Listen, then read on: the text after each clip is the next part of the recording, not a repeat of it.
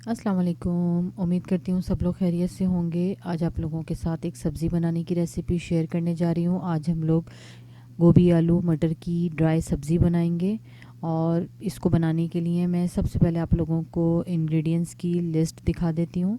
उसके बाद हम इसकी बनाने के तरीक़ेकार की तरफ चलते हैं। फिर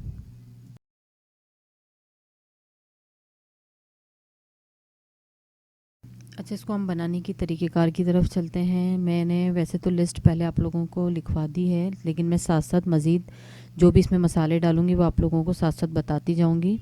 अच्छा, मिट्टी की हांडी मैंने पहले से गर्म होने रख दी है। काफ़ी टाइम लेती है गर्म होने में, इसलिए इसको मैंने पहले से गर्म कर लिया।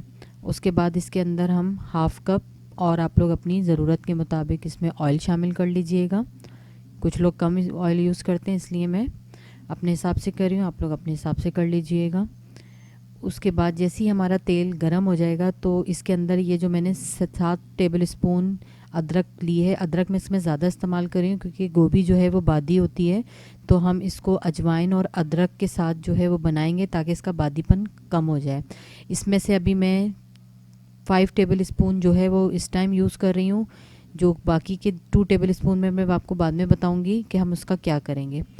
इसी के साथ 1 टेबल स्पून भर के चॉप किया हुआ लहसुन, ये दोनों चीज़ें शामिल करके इसको हम थोड़ा सा भून लेंगे।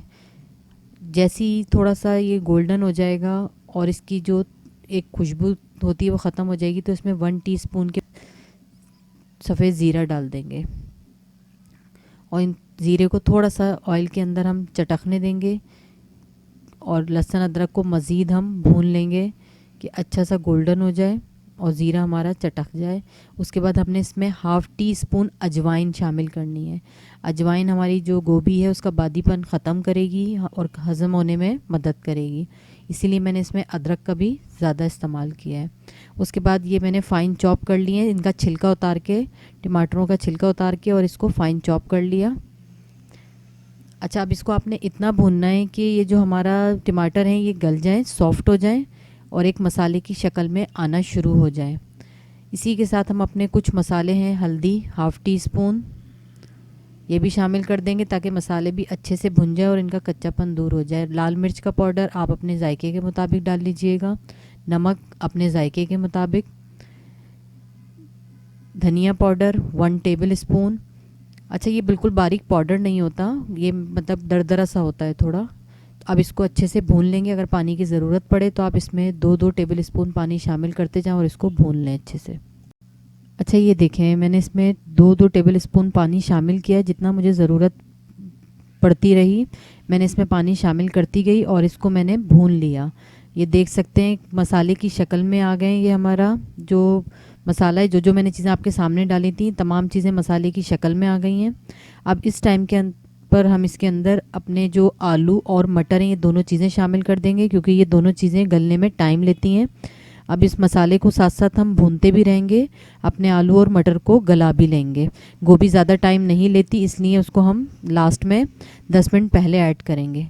मैं अब इसको थोड़े थोड़े पानी के साथ गलाती रहूँगी और भूनती भी रहूँगी इस मसाले को। पानी बहुत ज़्यादा शामिल मत कीजिएगा क्योंकि हमें इसको ड्राई बनाना है, तो हमें पानी की ज़रूरत नहीं पड़ेगी। अच्छा, ये देखें कितने मतलब ये आपको ज़बरदस्त सा ये हमारा मसाला भुन के तैयार हो गया। मटर और आलू दोनों चीज़ें हमारी 80% गल गई हैं।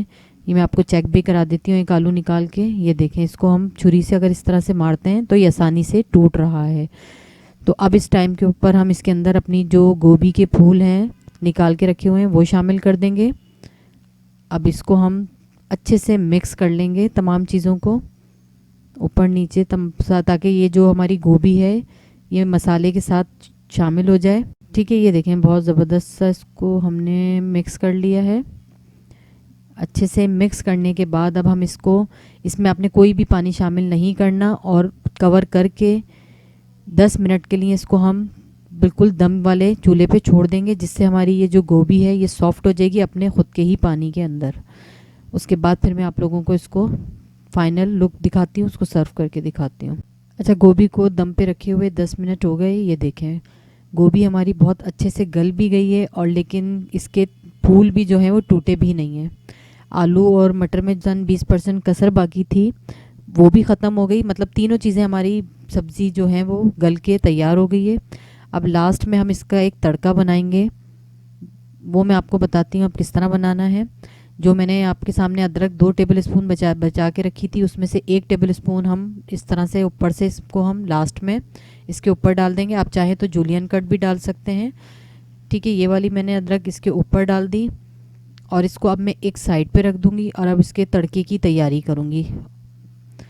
अच्छा, करना ये है कि ये जिसमें आप ऑयल ऊपर देख रहे हैं, यही वाला ऑयल हम निकाल के यूज़ करेंगे अपने तड़के के अंदर, क्योंकि ये ऑलरेडी इसमें मैंने थोड़ा एक्स्ट्रा ऑयल डाला हुआ था, तो मैं कच्चा ऑयल नहीं डाल रही। ठीक है, इसी में से मैंने ऑयल निकाल लिया। अब इसके अंदर जो 2 से 3 हरी मिर्चें हैं वो चॉप करके हम इसके अंदर ऑयल में शामिल कर देंगे। इसी के साथ ये तो मैंने 1 टेबल स्पून अदरक चॉप बचाई थी, ये शामिल कर देंगे। और अब हम इसको 5 मिनट फ्राई कर लेंगे कि मिर्चों पे थोड़ा सा कलर आ जाए और ये जो अदरक है हमारी, इसका कच्चापन और तेज़ी ख़त्म हो जाए और एक तड़के की शक्ल में आ जाए। ये देखें बिल्कुल तैयार है ये तड़का हमारा।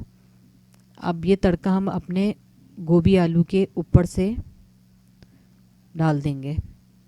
चूल्हा मैं इसका बंद कर चुकी हूँ पहले ही, क्योंकि मिट्टी की हांडी है, ये 10 से 15 मिनट लेती है ठंडे होने में, तो इतने में आपका मज़ीद जो दम है वो भी हो जाएगा।